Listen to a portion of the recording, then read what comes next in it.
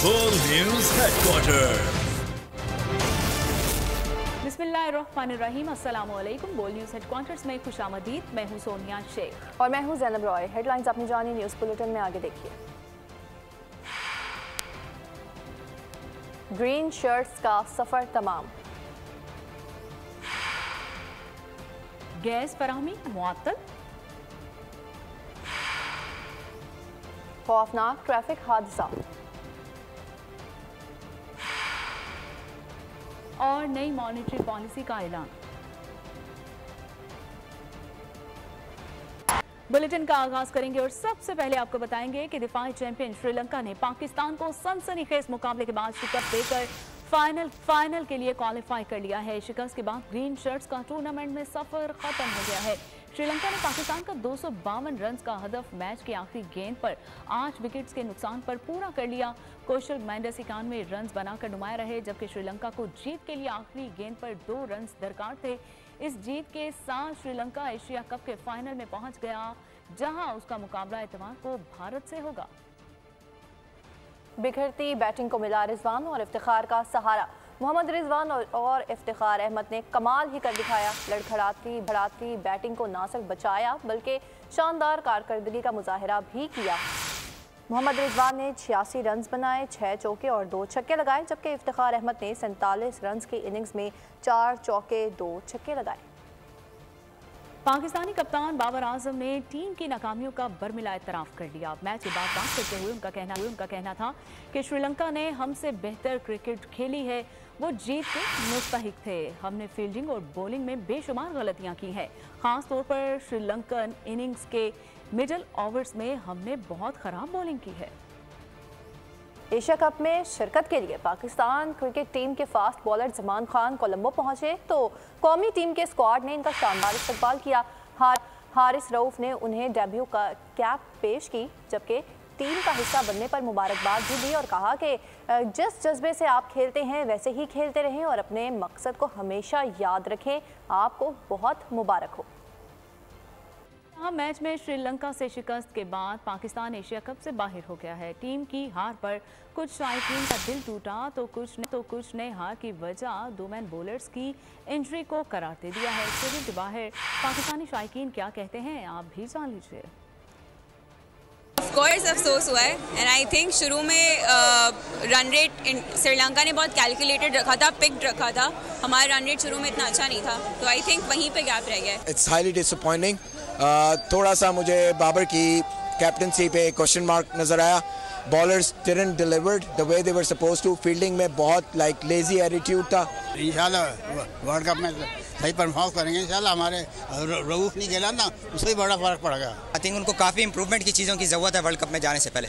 ये जी जो बॉलिंग है ना वो हमारी फ्लॉप हो गई है, ख़ास तौर के ऊपर जो स्पिनर है और जो शहनशाह अफरीदी है वो भी एंड के ऊपर उसने को काम किया है। अदरवाइज मेरे नज़दीक सारी जो बॉलिंग है पाकिस्तान की वो फ्लॉप हो गई है। सर आज हमारी टीम बहुत बुरी तरीके से कोलैप्स की है। एक इनएक्सपीरियंस श्रीलंकन साइड ने नंबर 1 ओडीआई टीम को आज शिकस्त दी है। फाइनल ओवर तक गया मैच, लेकिन फाइनल ओवर तक नहीं जाना चाहिए था। एशिया कप के फाइनल में पाक भारत टीमों के मद्दे मुकाबले होने का ख्वाब एक बार फिर पूरा न हो सका। 1984 में जबकि होने वाले इवेंट के 16वें एडिशन के टाइटल की जंग के आखिरी मुआरके में इतवार को श्रीलंका और भारत मैदान में उतरेंगे और अब तक होने वाले 15 इवेंट्स में 7 बार भारत ने चैंपियन होने का एजाज़ हासिल किया। 6 बार श्रीलंका ने ताज सर पर सजाया, 2 बार पाकिस्तान ने ट्रॉफी अपने नाम की। विमेन क्रिकेट वनडे सीरीज के आखिरी मैच में पाकिस्तान ने जनूबी अफ्रीका को 8 विकेट से हरा दिया है। जनूबी अफ्रीका 2 मैचेस में पाकिस्तान को शिकस्त देकर सीरीज पहले ही जीत चुका है। T20 सीरीज में पाकिस्तान ने मेहमान टीम को 3-0 से शिकस्त दी थी। वुमेन क्रिकेट वनडे सीरीज आखिरी मैच में पाकिस्तान ने जनूबी अफ्रीका को हरा दिया। पाकिस्तान ने 186 रन का हदफ सिर्फ 2 विकेटों पर हासिल कर लिया। सिद्रा अमीन ने 68 रन बनाए। बिस्मा मारूफ 60 रन बनाकर नॉट आउट रही। पहले खेलते हुए जनूबी अफ्रीका ने 185 रन बनाए थे। मेहमान जनूबी अफ्रीकी टीम 2 वनडे जीतकर सीरीज पहले ही जीत चुकी है। T20 सीरीज पाकिस्तान ने 3-0 से जीत ली। खबरों के सिलसिले को आगे बढ़ाएंगे और यहाँ आपको बताएंगे कश्मीर के इलाके डेरा सरकी थाने की हुदूद में गैस पाइपलाइन में धमाका। पाइपलाइन फटने से कराची समेत मुतादिद शहरों को गैस फराहमी मुअत्तल हो गई। पुलिस के मुताबिक गैस पाइपलाइन धमाके की तहकीकात कर रहे हैं। तकरीब कारी के इम्कानात को रद्द नहीं किया जा सकता। और यहाँ आपको बताएं कि कराची में जल्जले के झटके महसूस किए गए हैं। रेक्टर स्केल पर जल्जले की शिद्दत 2.9 रिकॉर्ड की गई है और जल्जले की गहराई 30 किलोमीटर थी। जल्जले का मरकज मलीर के मगरिब से 10 किलोमीटर था और जल्जले के झटके मलीर, कोरंगी और इब्राहिम हैदरी में महसूस किए गए हैं। महकमा मौसमियात के मुताबिक जल्जला 11:51 पर आया और जल्जले से ताहाल किसी जानी और माली नुकसान की कोई इत्तला मौसूल नहीं हुई है। नहीं मालूम नवाज शरीफ डील के तहत वापस आ रहे हैं या नहीं। बिलावल भुट्टो जिन तहफ़्फ़ुज़ात का इजहार कर रहे हैं वो अच्छी बात है। इंतख़ाबात कब होंगे इसका जवाब हमारे पास नहीं है। निगरान वज़ीर आज़म अनवारुल हक काकड़ का कहना है कि इलेक्शन करवाना इलेक्शन कमीशन की जिम्मेदारी है, हमारी नहीं। इलेक्शन से मुतालिक सुप्रीम कोर्ट जो भी फैसला करेगी अमल करेंगे। फैसला आने तक हम काम जारी रखेंगे। हमें लेवल प्लेइंग फील्ड नहीं दी जा रही। पीपल्स पार्टी ने फिर शिकवा दोहरा दिया। लाहौर में पीपल्स पार्टी के CEC इजलास के बाद मीडिया से बातचीत करते हुए शाजिया मरी ने कहा कि पीपल्स पार्टी 14 मई के इलेक्शन के लिए भी तैयार थी, लेकिन इलेक्शन नहीं हुआ। नून लीग बेशक इल्ज़ाम तराशी करती रहे, लेकिन पीपल्स पार्टी का फैसला है कि जमहूरियत के लिए नून लीग से डील करनी है। आम इंतखाबात जल्द होने चाहिए, सदर को तारीख देने का इख्तियार नहीं। जबकि फैसल करीम कुंटी बोले कि पीपल्स पार्टी को निगरान हुकूमत पर तहफ़्फ़ुज़ात हैं, सिंध के फंड्स रोके जा रहे हैं। पाकिस्तान पीपल्स पार्टी तो उस वक्त भी इलेक्शन के लिए तैयार, पार्टी तो अपनी कोशिश ही कर सकती है। उस वक्त भी हमारी ये कोशिश थी कि चले सब चलते हैं इलेक्शन की तरफ, उस वक्त नहीं हुआ। मुस्लिम लीग नून इल्जाम तराशी करती रहे, ये फिर मेरी पार्टी का फैसला होगा कि हमने किस सतह पे उनके साथ डील करना है। हम अभी भी पूरी उम्मीद है कि कोशिश यही की जाएगी इलेक्शन कमीशन की जानिब से कि वो इलेक्शन को जल्द अज जल्द कराए। जो चीज सामने आई है अरकान की गुफ्तगू से और कानूनी हमारे जो माहिरीन है उनकी बातचीत से कि सदर साहब के पास ये तैयार नहीं है कि वो डेट अनाउंस करें। हमारी पार्टी के दोस्तों ने कुछ बातें की हैं, तहफ़्फ़ुज़ात किए। देखें इस वक्त चारों सूबों में निगरान हुकूमत है और अगर आप देखें कि सिंध में तरक्याती कामों को पे पाबंदी लगा दी गई है और सिंध में जो है फ्लड्स के जो मकानात बन रहे थे उनके फंड्स भी रोक दिए गए। पार्टी पॉलिसी के खिलाफ बयानात का मामला है, जहां पर पीपल्स पार्टी ने लतीफ़ खोसा को शोकोस नोटिस जारी कर दिया है। फैसल करीम कुंडी कहते हैं कि लतीफ़ खोसा को 7 दिन में जवाब देने का कहा गया है। जवाब में लतीफ़ खोसा ने कहा कि शोकोस नोटिस को रद्दी की टोकरी में फेंक दिया है। साहब को आज हमारे पार्टी के सेक्रेटरी जनरल साहब ने नोटिस दिया है जिसमें उन्होंने 7 दिन में रिप्लाई करना है। मैं तो इस टोकरी में फेंकने जा रहा हूँ। इस कागज के पुर्जे को ये भी नहीं अहमियत देता कि ये कागज का टुकड़ा वर्थ ऑफ एनीथिंग है। अपने पार्टी से निकाला कल भी तलब की गई है। मैंने कभी कंफर्मेशन नहीं दी थी कि मैं आ रहा हूँ CEC की मीटिंग में। वो मेरी पार्टी, मैं कोई मुलाजिम नहीं हूँ सरकारी। जब वो लतीफ़ खोसा साहब इसका रिप्लाई करेंगे उसके बाद इलीगल है, अनकॉन्स्टिट्यूशनल है। It's not worth the paper on which it is written.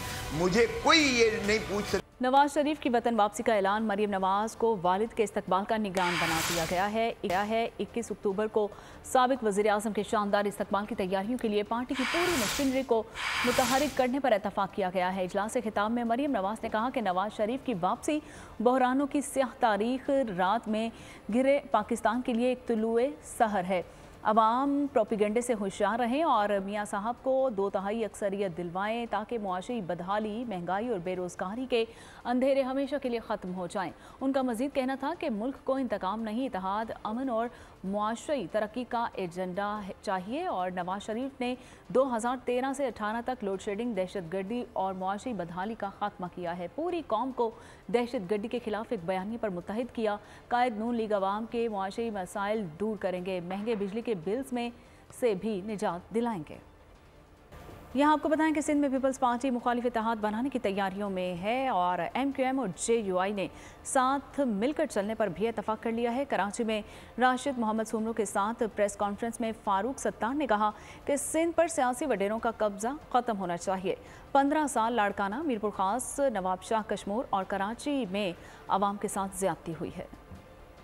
तीनों फरीकैन कमोबेश एक ही बात पर जो है वो फिर हमारा इत्तफाक होता है और आज भी हमने यही बात की। हमने ये तय किया है कि कराची हो, नवाबशाह हो, लाड़काना हो, कश्मीर हो, जैकबाबाद हो, इनमें आप ये फर्क कर ही नहीं सकते कि 15 सालों में यहाँ के अवाम के साथ जो जुल्म, ज्यादती और नाइंसाफी हुई है, हमने ये तय किया है कि हम सब मिलकर पाकिस्तान पीपल्स पार्टी, उसके सियासी वडेरों, जागीरदारों को उनकी औकात याद दिलाएंगे। कराची से कश्मीर तक करप्शन की यकसा दास्तानें हैं, तो फिर हम सब ने भी उसके खिलाफ मिलकर यकसा जद्दोजहद करने पर इत्तफाक किया है। अवामी जमात सिंध के अंदर या जमीयत उलमा इस्लाम है या MQM है, अवामी जमात पाकिस्तान पीपल्स पार्टी नहीं, पाकिस्तान पीपल्स पार्टी तो वडेरों, खवानीन, नवाबों और सरदारों की बैसाखियों पर खड़ी है। अब खबर शामिल करेंगे जुराइम की दुनिया से। तो आपको बताएं, कराची में जुराइम को रोकने की कोशिश की जा रही है। रेंजर्स और पुलिस की इंटेलिजेंस मालूमात की बुनियाद पर मुश्तरका कार्रवाई चनेसर गोट से लियारी गैंग वॉर से ताल्लुक़ रखने वाला मुलजिम आबिद गिरफ्तार कर लिया गया है, जबकि तर्जुमान के मुताबिक सिंध रेंजर्स के मुताबिक मुलजिम टारगेट किलिंग, अगवा बराए तावान और भत्ताखोरी पुलिस मुकाबलों में मुलविस है और मुतादिद मुकदमात में मतलूब भी था। आबिद का ताल्लुक इरफान जबल ग्रुप से है, तो उधर सिरजानी टाउन में भी पुलिस के हथे चढ़ गया। और यहाँ आपको बताएं कि स्टेट बैंक का अगले 1.5 माह के लिए नई मॉनेटरी पॉलिसी का ऐलान। स्टेट बैंक ने शरह सूद 22% पर बरकरार रखने का फैसला किया है। मॉनेटरी पॉलिसी में कहा गया कि मई में महंगाई की शरह 38% से कम होकर 27.40% हो गई है। स्टेट बैंक की जानिब से ये भी बताया गया कि अगरचे आलमी मार्केट में तेल की कीमतों में इजाफा हुआ है, मगर महंगाई कम होने का तखमीना है। महंगाई की शरह 38% से 27% पर आने की वजह से पॉलिसी रेट बरकरार रखा गया है। डॉलर की कदर में मुसलसल रिवर्स गेयर लगा हुआ है। ओपन मार्केट में डॉलर 3 रुपये सस्ता हो गया। डॉलर 301 रुपये से कम होकर 298 रुपये में फ़रोख्त हुआ है। इंटरबैंक में अमरीकी डॉलर 86 पैसे सस्ता हो गया। इंटरबैंक में डॉलर 297 रुपये 96 पैसे पर बंद हुआ। तो उधर करेंसी स्मगलरों के खिलाफ भी कार्रवाइयाँ की जा रही हैं। लाहौर में एक मुलजिम को गिरफ्तार करके 62 लाख रुपये बरामद कर लिए गए। पेशावर में महकमा एक्साइज ने गाड़ी से 2 लाख डॉलर बरामद कर लिए। 2 अफराद को गिरफ्तार भी कर लिया गया। हुकूमत की मंजूरी मिलते ही सोना माफिया के खिलाफ क्रैकडाउन के लिए हसास एजेंसीज और कानून नाफिज करने वाले इदारों ने टास्क फोर्स बना दी है, जिसका मकसद सोने के स्मगलर्स और माफियाज को पकड़कर उनके खिलाफ कानूनी कार्रवाई करना है। इस सिलसिले में सोना स्मगलर करने वाले माफिया और स्मगलर्स की लिस्टें तैयार कर ली गई हैं। गवर्नमेंट ने गोल्ड डीलर्स को नेट में लाने के लिए और सोने की खरीदो फरोख्त को कंप्यूटराइज करने के लिए भी हंगामी बुनियादों पर काम शुरू कर दिया है, जिसका फ़ायदा हर आम शहरी और मुल्क को होगा।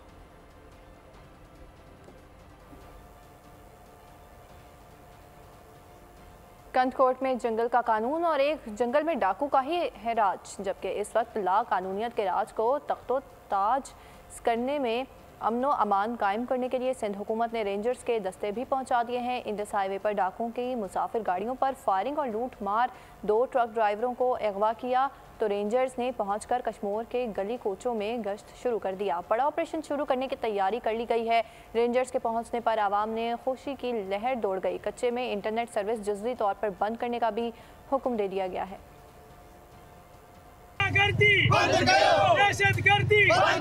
कनकोट में इंडस हाईवे पे डाकुओं की मुसाफिर गाड़ियों पे फायरिंग, लूट मार, 2 ट्रक ड्राइवर को अगवा कर लिया। मुगवियों की अदमबाजियाबी के खिलाफ बरोही बिरादरी की जानिब से बगन लाड़ो के मकाम पे धरना देके रोड को ब्लॉक कर दिया। रोड बंद होने से पंजाब, बलूचिस्तान, सिंध में गाड़ियों की तवील कतारें लग गईं। मुसाफिरों को शदीद परेशानी का सामना रहा। कश्मीर में सिंध हुकूमत के अहकामात पर फौज और रेंजर्स की नफरी पहुंच गई। डाकुओं के खिलाफ ऑपरेशन की तैयारियां, इंडस हाईवे समेत कस्बों में गश्त, मजीद 400 स्पेशल टीम के एहलकार भी 2 रोज में कश्मीर पहुँच रहे हैं। जिले के अवाम ने कच्चे और पक्के के डाकुओं के खिलाफ हमेशा फौजी ऑपरेशन का मुतालबा किया था। रेंजर्स के पहुँचने पर अवाम में खुशी की लहर दौड़ गयी। कच्चे में इंटरनेट सर्विस जुज़वी तौर पर बंद करने का भी हुक्म दे दिया गया है। अबूरी अफगान हुकूमत की यकीन दहानी तुरखम बॉर्डर आज से खोल दिया जाएगा। तमाम मुतल्लिका महकमों के अमले को आज सुबह हाजिरी यकीनी बनाने की हिदायत जारी कर दी गई है। पाकिस्तानी नाज़िमुल उमूर से अफगान अबूरी हुकूमत के वज़ीर ख़ारजा मौलवी अमीर खान मुत्तकी ने मुलाकात की है और यकीन दहानी करवाई है कि अफगान सरजमीन को पाकिस्तान के खिलाफ कार्रवाइयों के लिए इस्तेमाल नहीं होने दिया जाएगा। उन्होंने पाकिस्तान के नाज़िमुल उमूर से मुलाकात में इंसानी बुनियादों पर बॉर्डर खोलने की दरख्वास्त भी की है।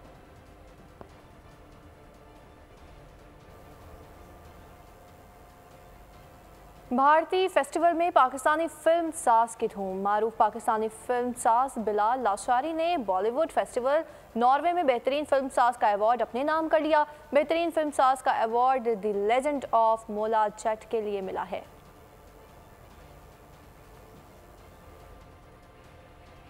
उधर सक्खर में लाखों रुपए की लागत से बनने वाले फेरी सर्विस एक माह बाद अचानक बंद हो गई है। शहरी सैरो तफरी के लिए लबे मेहरान पर कायम फेरी सर्विस पर आए तो ना फेरी बोर्ड थी और ना ही कोई फेरी सर्विस। तफसीलात अली खोसो की इस रिपोर्ट में। सक्खर की आवाम को सैरो तफरी से महरूम कर दिया।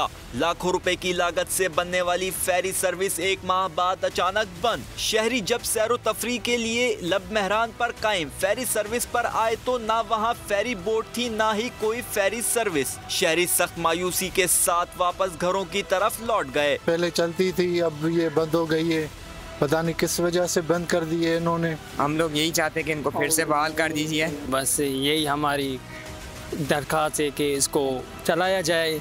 बच्चों को घुमाने आए थे इधर, अभी कुछ है ही नहीं, इधर आए तो अभी खुद कुछ है ही नहीं। सक्खर के शहरियों का मुतालबा है कि लाखों रुपए की लागत से बनने वाली फेरी सर्विस को फौरी तौर पर बहाल किया जाए, जिससे सक्खर के शहरियों को सैरो तफरी के लिए सहूलत फराहम हो। कैमरामैन शुएब मलिक के साथ अली खोसो, बोल न्यूज, सक्खर। सुप्रीम कोर्ट में PTI के मुल्क में आम इंतखाबात 90 दिनों में करवाने की दरख्वास्त। रजिस्ट्रार ऑफिस ने PTI की दरख्वास्त एतराज़ात लगाकर वापस कर दी।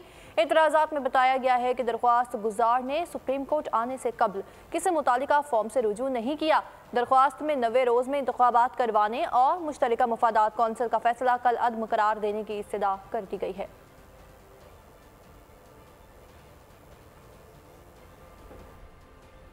पाकिस्तान में ऑफिशियल सीक्रेट एक्ट की अदालत ने साइफर केस में चेयरमैन PTI और शाह महमूद कुरैशी की जमानत की दरख्वास्तों को मुस्तरद कर दिया है।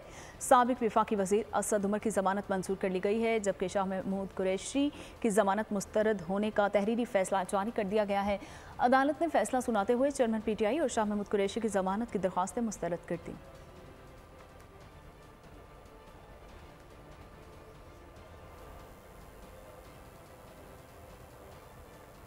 ना दिखने वाली कुव्वतों ने शहर में खौफ फैला दिया है। 3 नौजवान सच्चाई जानने के लिए कोशा हैं। Hollywood horror film the monsters of California का ट्रेलर जारी। फिल्म 6 अक्टूबर को रिलीज की जाएगी। और इसके साथ ही बोल न्यूज़ हेडक्वार्टर से फिर वक्त इतना ही। मज़ीद खबरों और अपडेट्स के लिए विजिट कीजिए हमारी वेबसाइट bolnews.com और देखते रहिए बोल न्यूज़।